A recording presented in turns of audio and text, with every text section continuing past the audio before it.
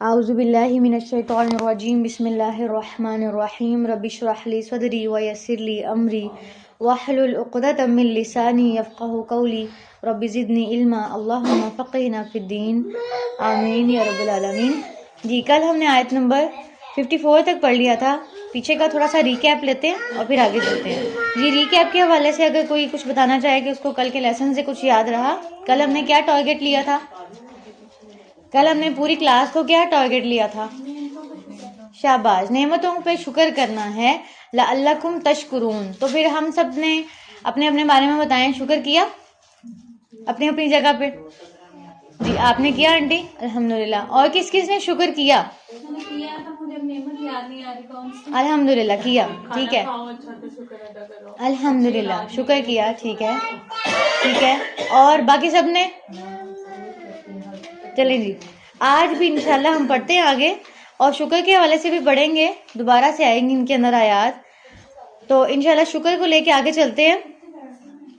آیت نمبر 55، وَإِذْ قُلْتُمْ يَا مُوسَىٰ لَن نُّؤْمِنَ لَكَ حَتَّىٰ نَرَى اللَّهَ جَهْرَةً فَأَخَذَتْكُمُ الصَّاعِقَةُ وَأَنْتُمْ تَنظُرُونَ، اور جب کہا تم نے اے موسیٰ ہرگز نہیں ہم بات مانیں گے تیری یہاں تک کہ ہم دیکھ لیں اللہ کو سامنے، پھر پکڑ لیا تمہیں بجلی کی کڑک نے اور تم دیکھ رہے تھے۔ اب ہوا کیا کہ پیچھے جو بات ہوئی تھی کہ موسیٰ علیہ السلام جو ہیں وہ کوہ طور پہ گئے تھے 40 راتوں کے لیے، یاد ہے آپ کو؟ پیچھے پڑھا تھا آپ نے، 40 راتوں کے لیے کوہ طور پہ گئے تھے اور ان کو تورات ملنی تھی۔ اب جب وہ تورات لے کے آئے ہیں تو جو قوم ہے وہ کیا کہتی ہے؟ اس کے بارے میں آتا ہے کہ یہ 70 لوگ تھے جو نبی موسیٰ علیہ السلام کے ساتھ یا تو کوہ طور پہ گئے تھے ان کے ساتھ، اور حضرت موسیٰ جو ہے وہ پہاڑ کے اوپر چلے گئے اور یہ نیچے ٹھہرے رہے تھے۔ اب ہوا کیا کہ جب تورات لے کے وہ اترے نیچے اور ان کو کہا کہ یہ اللہ تعالیٰ نے مجھے کتاب دی ہے، تو انہوں نے اعتراض کیا موسیٰ علیہ السلام پہ، اور کیا کہا کہ ہم نہیں مانیں گے تمہاری بات یہاں تک کہ ہم خود اللہ کو دیکھ لیں، پھر ہم مانیں گے کہ تم یہ کتاب اللہ کی تعالیٰ کی طرف سے لے کے آئے ہو۔ آپ دیکھیں کہ تورات فار ایگزامپل جب وہ گئے ہیں اوپر پہاڑ پہ تو ان کے ہاتھ میں کچھ نہیں ہے، اور تورات کے بارے میں آتا ہے کہ وہ تختیوں کے اوپر آئی تھی۔ اب پہاڑ سے کوئی بندہ اس کو لے کے اتر ہے تو کیا اس نے اوپر کچھ بنا لیا؟ لیکن آپ یہ دیکھیں کہ پھر بھی نہ ماننے کا کیا طریقہ ہے کہ ہم نہیں مانیں گے جب تک کہ تم اللہ کو ہمیں خود نہ دکھاؤ۔ پھر کیا ہوا؟ حَتَّىٰ نَرَى اللَّهَ جَهْرَةً فَأَخَذَتْكُمُ الصَّاعِقَةُ، تو ان کو پکڑ لیا بجلی کی کڑک نے اور تم دیکھ رہے تھے، یعنی اللہ تعالیٰ نے ان کے اوپر اس بات کو ناپسند کیا کہ انہوں نے کیا کیا ہے، لینے کی بجائے اپنے نبی پہ اعتراض شروع کر دیے۔ دیکھیں کہ نبی کوئی عام پرسن تو نہیں ہوتا نا، ایک عام پرسن تو چلے آپ کو بات بتاتے ہیں، کہتے ہیں نہیں میں نہیں مانتی، ٹھیک ہے، لیکن جہاں پہ نبی کی بات آ جاتی ہے وہاں پہ آپ نے اپنی بات کو روکنا ہوتا ہے، ٹھیک ہے۔ اس کے بارے میں آتا ہے کہ ایک بار صحابی رسول ممبر پہ کھڑے ہو کر یہ خطبہ دے رہے تھے کہ نبی صلی اللہ علیہ وسلم کی حدیث سنا رہے تھے کہ اللہ کے بندیوں کو اللہ کی مسجدوں سے مت روکو، تو انہی کے بیٹے کہتے ہم تو روکیں گے، تو صحابی کہتے کہ میں تمہیں اللہ کے رسول کی حدیث سنا رہا ہوں اور تم مجھے کہہ رہے ہو ہم روکیں گے، جاؤ میں آج کے بعد تم سے کبھی بات نہیں کروں گا۔ اور وہ صحابی انہوں نے اپنے بیٹے سے مرتے دم تک بات نہیں کی، کس وجہ سے؟ کہ انہوں نے اللہ کے رسول کی حدیث کے مقابلے میں اپنی بات پیش کی ہے کہ ہم تو کریں گے۔ تو یہاں پہ کیا مسئلہ ہوا؟ یہاں پہ بھی یہی ہوا کہ موسیٰ علیہ السلام کہہ رہے ہیں کہ یہ میں اللہ تعالیٰ کی طرف سے کتاب لے کے آیا ہوں، اور وہ اس پہ کیا کر رہے ہیں کہ ہم تو نہیں مانیں گے، ٹھیک ہے، ہمیں تو اللہ تعالیٰ خود دکھاؤ۔ تو اللہ تعالیٰ کو یہ بات پسند نہیں آئی اور اللہ تعالیٰ نے ان کے اوپر بجلی کی کڑک ایسی اتاری کہ وہ سب مر گئے، ٹھیک ہے۔ ثم بعثناکم من بعد موتکم لعلکم تشکرون۔ پھر ہوا کیا کہ موسیٰ علیہ السلام نے جب دیکھا کہ یہ سارا ماجرا ہو گیا ہے تو اللہ تعالیٰ سے دعا کی کہ اللہ تعالیٰ یہ تو لوگ ہیں کچھ جو بے وقوف لوگ تھے، انہوں نے اعتراض کر دیا، میں قوم کو کیا جا کے جواب دوں گا کہ یہ وہ ساروں کو کہاں کر آیا ہوں، اور مر گئے ہیں سارے، ٹھیک ہے، تو آپ ان کی وجہ سے باقی ساری قوم کو جو ہے وہ مشکل میں نہ ڈالیں۔ تو انہوں نے اللہ تعالیٰ نے ان کی دعا قبول کی اور ان لوگوں کو زندہ کر دیا۔ یہ جو بات ہے نا ثم بعثناکم من بعد موتکم، یہ ان لوگوں کی بات ہو رہی ہے جن کو بجلی کی کڑک نے آ لیا تھا اور وہ مر گئے تھے، تو اللہ تعالیٰ نے ان کو معجزاتی طور پہ دوبارہ زندہ کیا۔ یہ دیکھیں کتنا بڑا فضل تھا ان کے اوپر، آج تک کسی مردے کو ایسے نہیں اٹھایا گیا۔ کتنے ہی لوگ اپنے مردوں کے لیے روتے ہیں کہ اللہ اس کو زندہ کر دے، ہوتے ہیں کوئی زندہ وہ، لیکن ان پہ کتنا بڑا فضل ہوا، اور ان کو چاہیے کیا تھا لعلکم تشکرون کہ وہ شکر ادا کرتے اس پہ کہ اللہ تعالیٰ نے ان کے اعتراض بازی کے باوجود بھی ان کو اگر سزا دی ہے تو اس سے بچا کے واپس نکال لیا، زندہ کر دیا. وَظَلَّلْنَا عَلَيْكُمُ الْغَمَامَ وَأَنزَلْنَا عَلَيْكُمْ مَنَّ وَالسَّلْوَىٰ. اب یہ ساری بنی اسرائیل کی بات اس لیے ہو رہی ہے کیونکہ ہم نے کتاب کے شروع میں البقرہ کے شروع میں 3 کریکٹرز پڑھے تھے. ہم نے کہا تھا متقین ہوتے ہیں، ہم نے کہا تھا کافرین ہوتے ہیں، ہم نے کہا تھا منافقین ہوتے ہیں. پھر اللہ تعالیٰ نے آدم علیہ السلام کو پیدا کر کے ایک مثال ہمارے سامنے پیش کی کہ یہاں سے انسانی نسل شروع ہو گئی ہے. اب اس کے بعد بنی اسرائیل کا مسلسل ذکر آتا جا رہا ہے، مسلسل ایک بات. تو اب یہ ایک باتوں سے کیا پتہ چلتا ہے کہ بنی اسرائیل کا رویہ ان تینوں میں سے کون سا تھا؟ متقین والا تھا کہ جو نازل کیا ہم اس پہ ایمان لاتے ہیں؟ نہیں نا، منافقین والا تھا کہ اوپر سے تو کہتے تھے کہ ہم ایمان لے کے آئے لیکن اندر ان کے کوئی نہیں تھا، اس وجہ سے ہر بات پہ اعتراض کر رہے ہیں. اب پہلا اعتراض انہوں نے کہا تھا ہم نہیں مانیں گے کتاب کو. سب سے پہلا معجزہ تو وہ تھا کہ جب موسیٰ علیہ السلام ان کو لے کے نکلے تو دریا کا ہاں پانی جی، وہ رک گیا. یہ پیچھے ساری بات بیان ہو گئی ہے. اس پہ چاہیے تھا کہ ان کو وہ شکر کرتے، لیکن اس کے اوپر بھی انہوں نے کیا کیا کہ بعد میں نافرمانی کر کے دکھا دی. ٹھیک ہے، فائدہ اٹھا کے پھر بھی نافرمانی کی. اب یہاں پہ بھی دیکھیں، اب یہ موسیٰ علیہ السلام والی بات ہی کنٹینیو ہوئی ہے یہاں پہ کہ موسیٰ علیہ السلام ان کو لے کے نکلے فرعون سے بچا کے، اب سمندر پار کر لیا. اب جس جگہ پہ وہ لوگ پہنچے وہ صحرا تھا.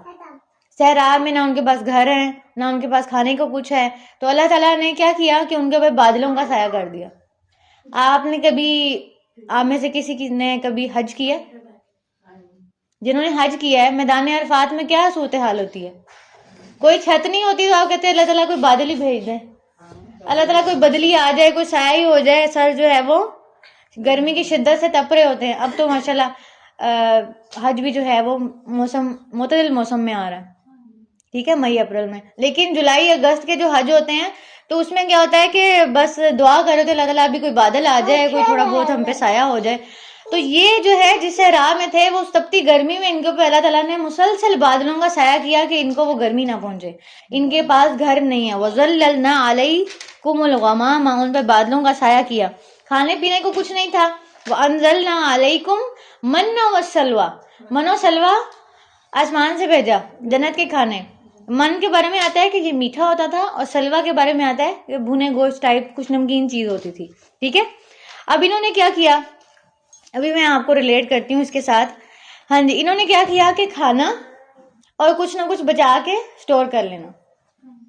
اور اللہ تعالیٰ نے ان کو کیا کہا، کُلُوا مِن طَیِّبَاتِ مَا رَزَقْنَاکُمْ، کھاؤ اس میں سے جو رزق دیا ہے ہم نے تمہیں.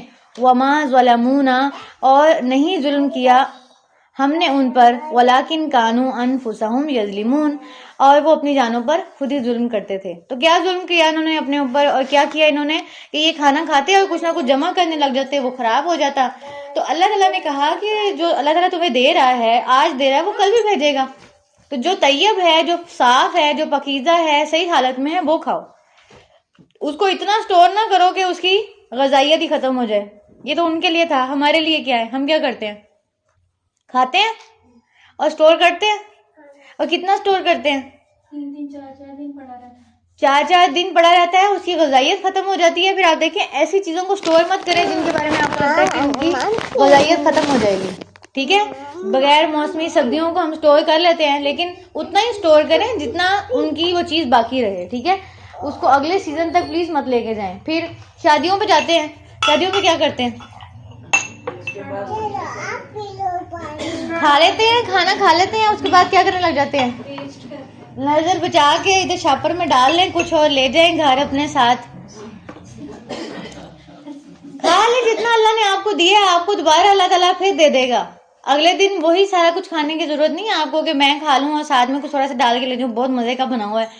ٹھیک ہے، ضائع کرنے سے جیسے منع کیا ویسے ہرس اور لالچ رکھنے سے بھی منع کیا. یہ جتنا کھا لیا، آپ کے پیٹ نے گنجائش رکھی ہے، آپ اس کو کھا لیں، باقی ٹھیک ہے. نظروں کو نظر بھوکی ہوتی ہیں. تو ان کے ساتھ بھی کیا سین تھا کہ کھاتے تھے اور کچھ نہ کچھ سٹور کر، حالانکہ ان کو پتا ہے ہمیں اگلے دن آ جانا ہے. ٹھیک ہے، اسی طرح ہمیں بھی کیا ہوتا ہے کہ ہمیں پتا ہوتا ہے کہ ہمارے فریج میں پڑا ہوا ہے، سارا کچھ ہے، لیکن ہم کیا کرتے ہیں پھر؟ لالچ اور حس.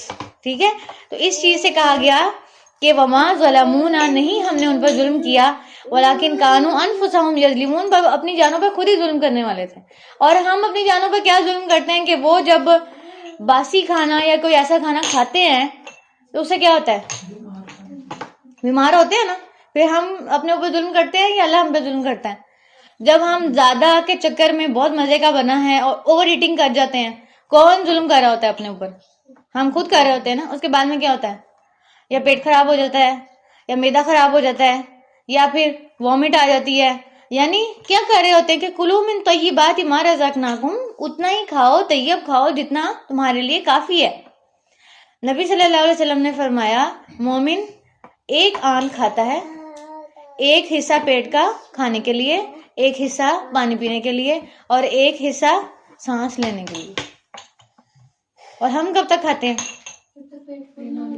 جب تک سانس لینا مشکل ہو جائے، نہیں کھایا جا رہا، اور تب تک کھاؤ. تو ایسے نہیں کرنا، ٹھیک ہے؟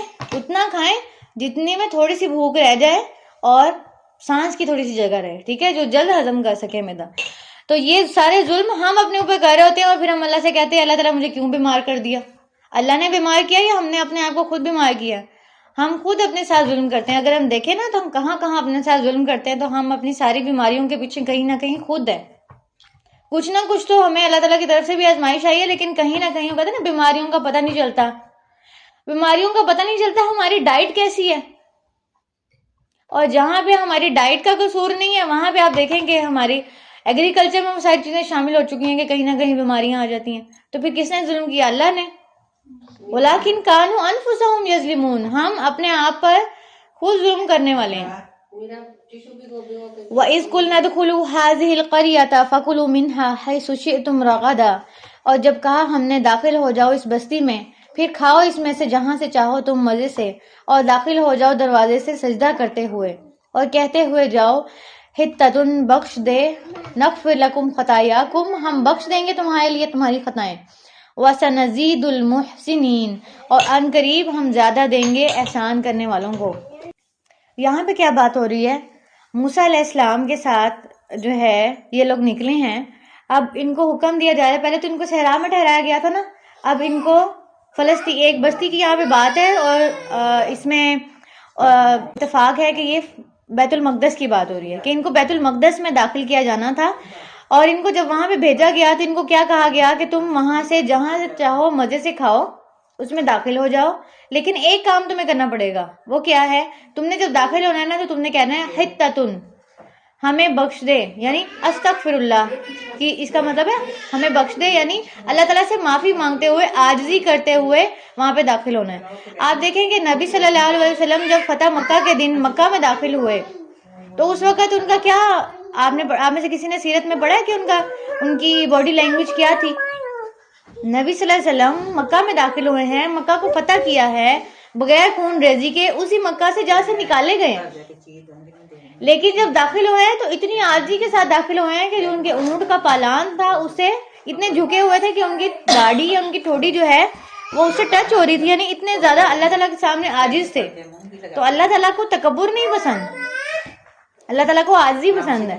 کہ جب آپ کو کوئی نعمت ملے، کامیابی ملے، تو اس پہ فوراً سجدہ شکر کریں، جھک جائیں اللہ کے آگے کہ الحمدللہ اللہ تعالیٰ نے مجھے اس قابل بنایا، یہ نعمت دی، کامیاب کیا، پوزیشن آئی. تکبر نہیں اللہ کو پسند کہ دیکھا جو میں نے محنت کی تھی دیکھا، ٹھیک ہے؟ تو اللہ کو یہ چیز نہیں پسند، تکبر نہیں پسند. کیا پسند ہے؟ اللہ تعالیٰ کے سامنے عاجزی، ٹھیک ہے؟ تو ان کو کیا کہا گیا؟ تمہیں نعمتیں ملیں گی، وَسَنَزِيدُ الْمُحْسِنِينَ، جو احسان کرے گا، زیادہ نیکیاں کرے گا، اس کو اور زیادہ ملے گا، لیکن تم نے کرنا کیا ہے؟ بخشش مانگنی ہے. حتۃ فَبَدَّلَ الَّذِينَ ظَلَمُوا قَوْلًا غَيْرَ الَّذِي قِيلَ لَهُمْ فَأَنزَلْنَا عَلَى الَّذِينَ ظَلَمُوا رِجْزًا مِّنَ السَّمَاءِ بِمَا كَانُوا يَفْسُقُونَ، تو بدل ڈالا جنہوں نے ظلم کیا بات کو سوائے اس کے جو کہی گئی ان سے، تو نازل کیا ہم نے ان پر جنہوں نے ظلم کیا تھا عذاب آسمان سے بوجہ اس کے جو تھے وہ نافرمانی کرتے. اب انہوں نے کیا کیا؟ انہوں نے حتۃ کو بنا دیا ہنتۃ. اب ہنتۃ کا مطلب ہے گندم، تو ان کو کہا گیا تھا کہ تم بخشش مانگو، انہوں نے کیا کیا؟ اس ورڈ کو ہی بدل دیا، مذاق بنا لیا اس کا. دین کے چیزوں کا مذاق بنانا، دینی شاعر کا مذاق بنانا، فرشتوں کا مذاق بنانا، رسولوں کا مذاق بنانا، قبروں کا مذاق بنانا ہمارے معاشرے میں یہ عام ہے. دینی لطائف عام ہے.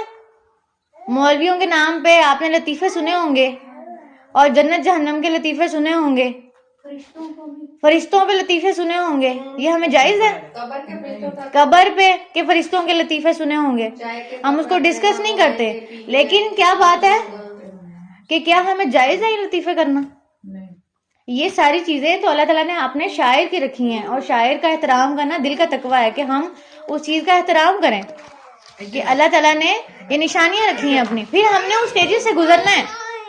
تو ہم کیسے ان چیزوں کا جو ہے وہ مذاق بنا سکتے ہیں؟ انہوں نے بھی کیا کیا، ان کو کہا گیا تھا کہ تم بخشش مانگو، انہوں نے کہنا شروع کر دیا گندم گندم. کتنی ساری نعمتیں تھیں جو ملنے والی تھیں، لیکن ایک چھوٹی سی غلطی انسان کے نعمتوں کے راستے میں رکاوٹ بن جاتی ہے. وہ ہے اللہ کے دین کا مذاق بنانا. اللہ کے دین کا مذاق بنانا آپ کو ملنے والی نعمتوں کے راستے میں رکاوٹ بن جاتی ہیں. ہو سکتا ہے اللہ تعالیٰ آپ کو بخش دیتا، اور آپ نے جب مذاق بنا لیا تو اب معاملہ کیا ہو گیا کہ یہاں پہ دیکھیں کہ اس قوم کو اللہ تعالیٰ نے کیا کہا، فَأَنزَلْنَا عَلَى الَّذِينَ ظَلَمُوا رِجْزًا مِّنَ السَّمَاءِ، ہم نے ان پر آسمان سے عذاب نازل کر دیا. بِمَا كَانُوا يَفْسُقُونَ، جو انہوں نے نافرمانی کی تھی، جو انہوں نے اللہ کے دین کا مذاق بنایا تھا.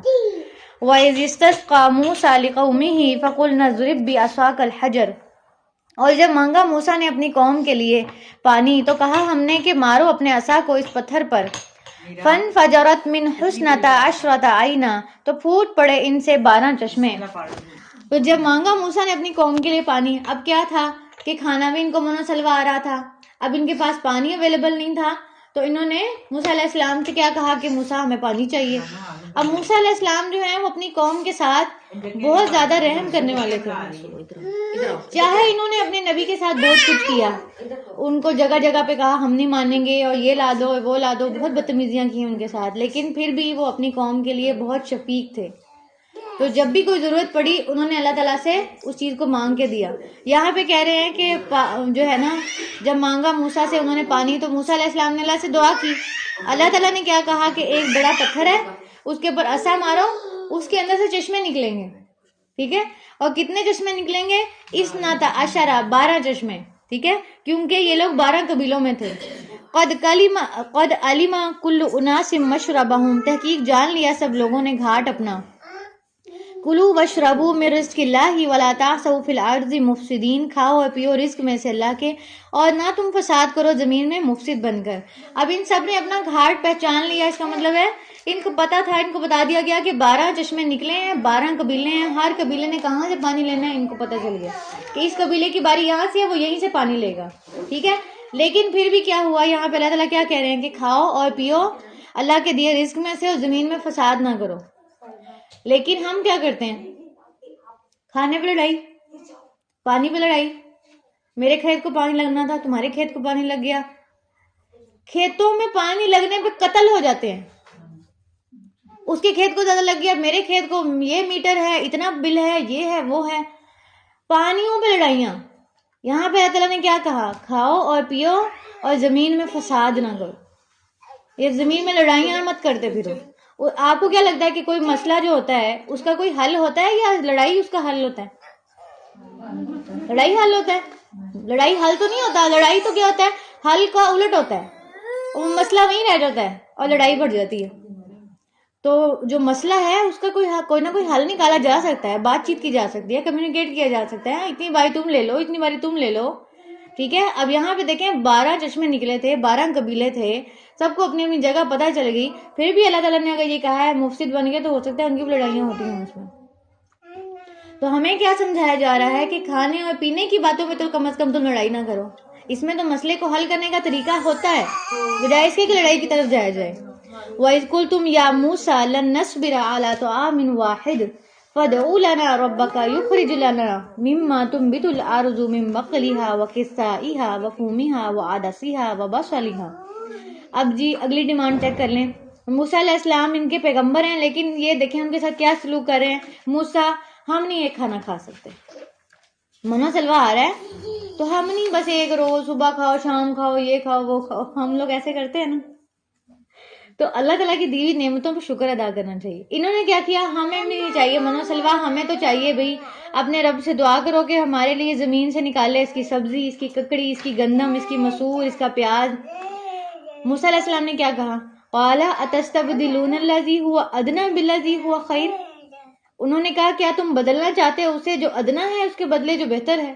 یعنی جنت سے کھانا آ رہا ہے اور تم اس کو بدل کے کیا زمین کا کھانا لینا چاہتے ہو. اس کو آپ ایسے ہی سمجھیں کہ کسی دن اگر جن لوگوں کا تھوڑا سسٹم ہوتا ہے, شادی ہال ہوتے ہیں جن کے, آپ کو پتا نا کہ ان میں جو شادی ہال کھانا بناتی ہے تو ان میں جو بچتا ہے وہ ان کو گھر میں واپس آ جاتا ہے. جو ان کے مینجمنٹ ہوتے ہیں ان کو کچھ نہ کچھ کھانا جاتا ہے کہ جی آج سیلڈ بچ گیا ہے جی ان کے گھر بھیج دیا جائے, یا قورمہ بچ گیا ہے تو اپنے گھر لے آئے. ٹھیک ہے, کیونکہ ہوٹل کا انتظامیہ اس چیز کا ذمہ دار ہوتا ہے نا, تو انتظامیہ جو ہے وہ اس کو رکھ لیتا ہے اپنے پاس. اب جب کسی بندے کو اچھا کھانا مل رہا ہو تو اس کو گھر میں پکانے کی ضرورت ہے نہیں نا, وہ بچت ہو جائے گی نا. اب ان کو منو سلوا مل رہا تھا, آسمان سے آ رہا تھا, نہ پکانا پڑ رہا تھا, نہ بیجنا پڑ رہا تھا, نہ کچھ اور کرنا پڑ رہا تھا. لیکن کیا کیا, ملی ہوئی نعمت کا جب آپ شکر نہیں کرتے تو وہ آپ سے نعمت لے لی جاتی ہے. انہوں نے بھی کیا کیا, نہیں نہیں ہم نے یہ نہیں کھانا, ہمیں تو یہ چاہیے یہ چاہیے یہ چاہیے. تو پھر کیا ہوا, اللہ تعالیٰ نے کیا کہا, اہبطوا مصرا فإن لکم ما سألتم, اتر جاؤ شہر میں اور بے شک تمہارے لیے ہے جو سوال کیا تم نے. یعنی تمہیں مل تو جائے گا وہ جو تم نے مانگا ہے, لیکن ہوا کیا, وَضُرِبَتْ عَلَيْهِمُ الذِّلَّةُ وَالْمَسْكَنَةُ. اب اس کے ساتھ ساتھ تمہیں ذلت اور محتاجی بھی ملے گی, وہ بھی تمہارے لیے لکھ دی گئی. کیونکہ کیا کیا انہوں نے, ملی ہوئی نعمت پہ شکر کرنے کی بجائے اس کو کیا کیا کہ ہمیں یہ نہیں چاہیے ہمیں یہ چاہیے.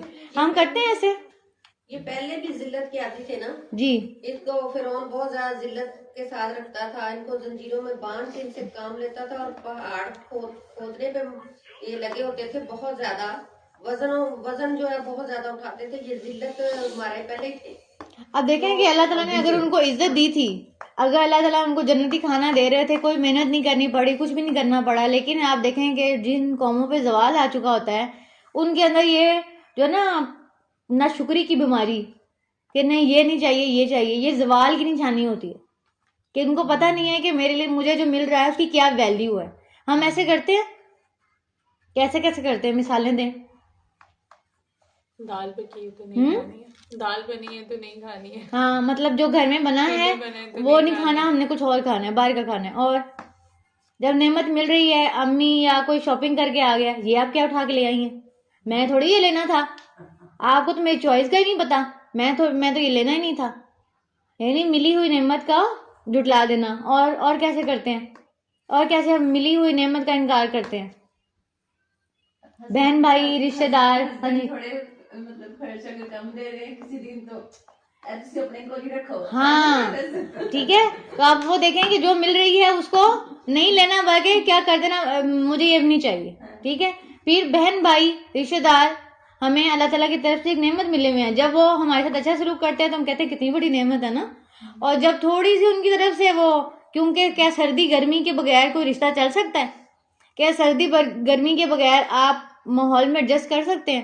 گرمی آئے گی گرمی کے پھل ملیں گے, سردی آئے گی سردی کے پھل ملیں گے. آپ کہیں سارا سال سردی ہے تو کیا بن جائے گا, تب بھی ہم ناشکر ہو گے. ہاں جی, دیکھیں نا موسم پہ بھی, ٹھیک ہے, موسموں میں بھی کرتے ہیں ہم.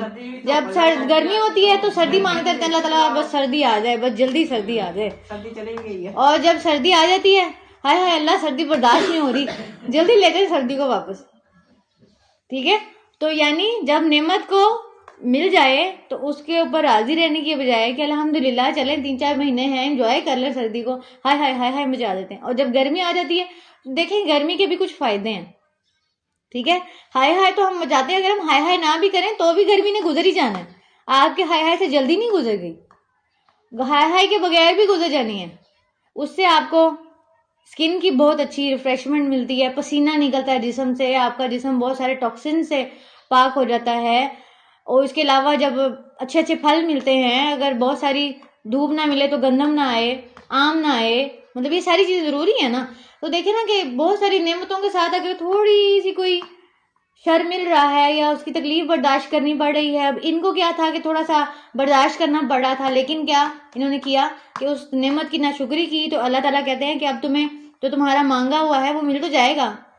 پھر سردیاں آ تو جاتی ہیں لیکن پھر ہوتا کیا ہے اس کے ساتھ وہی کیونکہ پیٹرن تو وہی ہوتا ہے نا, تو ذلت اور محتاجی اور دوسری ان چیزوں کے اندر بھی وہی شروع ہو جاتی ہے. تو ان کے لیے بھی یہی تھا. وَبَاءُوا بِغَضَبٍ مِّنَ اللَّهِ, اور وہ پلٹے ساتھ غضب کے اللہ کی طرف سے. ذَلِكَ بِأَنَّهُمْ كَانُوا يَكْفُرُونَ بِآيَاتِ اللَّهِ وَيَقْتُلُونَ النَّبِيَّ بِغَيْرِ الْحَقِّ. اور صرف یہ نہیں تھا, ابھی تو ہم چھوٹے لیول پہ بات کر رہے تھے, ان کے اندر کیا کیا کچھ آ گیا تھا کہ اللہ کی آیات کو جھٹلانا اور نبیوں کو قتل کرنا بغیر حق کے. ابھی تو نبی سے بدتمیزی کر رہے تھے نا پیچھے کہ ہم نہیں مانیں گے اور ایسے کریں گے, تو یہاں تک کہ یہ نبیوں کو قتل بھی کر دیتے تھے. یہ بنی اسرائیل جو تھے, اللہ نے ان کو فضیلت دی.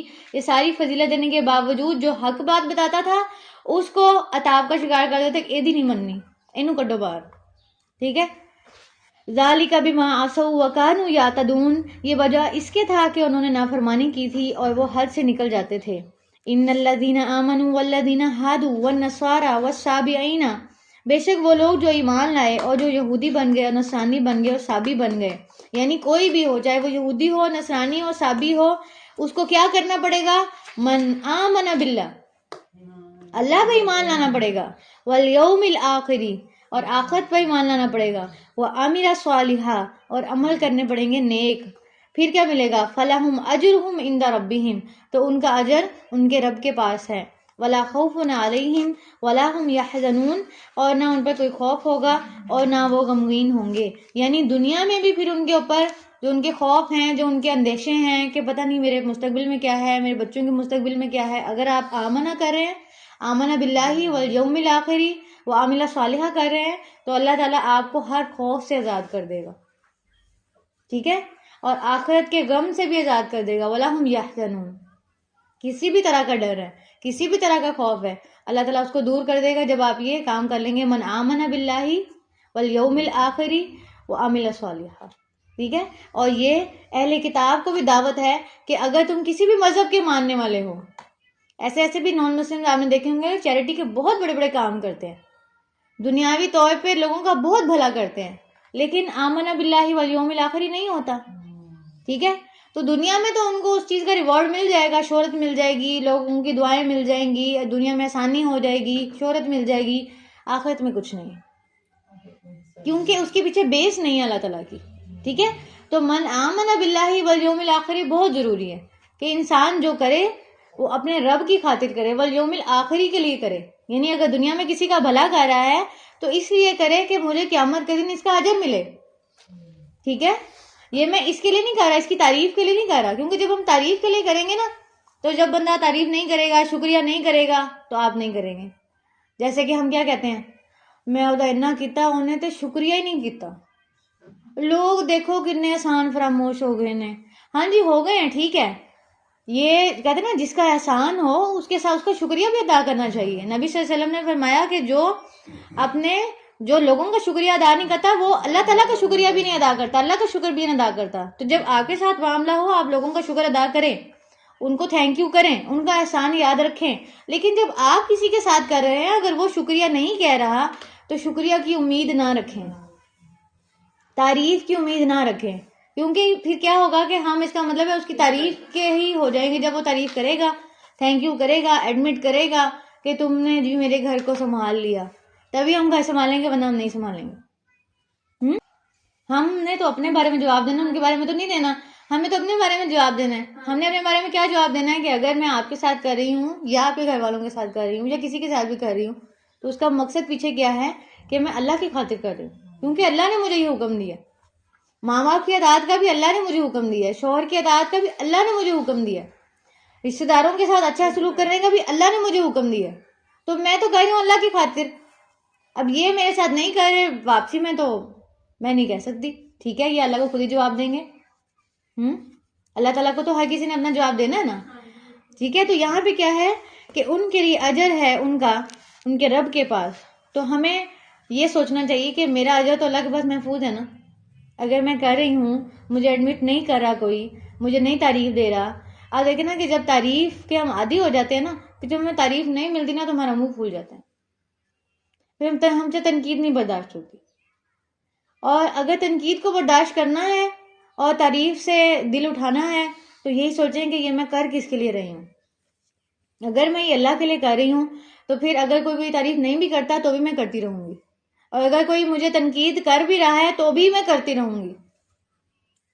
جہاں پہ بائی چوائس رشتے بنے ہوتے ہیں نا، جیسے فرینڈ شپ ہے، جیسے کوئی اور رشتہ ہے، وہاں پہ آپ کہتے ہیں کہ اٹس ٹاکسک پرسن کو میں اپنی زندگی میں نہیں رکھنا چاہتی، سو یو موو آن، کیونکہ وہ آپ کا خونی رشتہ نہیں ہے، آپ نے اس کا جواب نہیں دینا، ٹھیک ہے؟ لیکن جو آپ کا خونی رشتہ ہے اس میں آپ کو حکم دیا گیا ہے والدین کے ساتھ احسان کا، اور آپ یہ نہیں کہہ سکتے دے آر ٹاکسک پیرنٹس، میں ان کو چھوڑ رہی ہوں، نہیں چھوڑ سکتے۔ اور آپ کو حکم دیا گیا ہے کہ رشتہ داروں کے ساتھ صلہ رحمی کرو، تو آپ کہیں they are toxic relationships, we are move on, آپ نہیں کر سکتے۔ رشتوں کو جوڑیے، رشتوں کو کاٹنے والا کبھی جنت میں داخل نہیں ہوگا۔ تو جو بندہ یہ کہتا ہے کہ میری ان کے ساتھ نہیں بنتی، میں ان کو چھوڑ رہا ہوں، تو اپنے طور پہ وہ کیا کر رہا ہے؟ اللہ تعالیٰ ہمیں فرقان دے رہے ہیں کہ تم ایسا نہیں کر سکتے، تمہیں یہ کرنا پڑے گا، جتنا بھی تھوڑا ہو زیادہ ہو تمہیں کرنا پڑے گا۔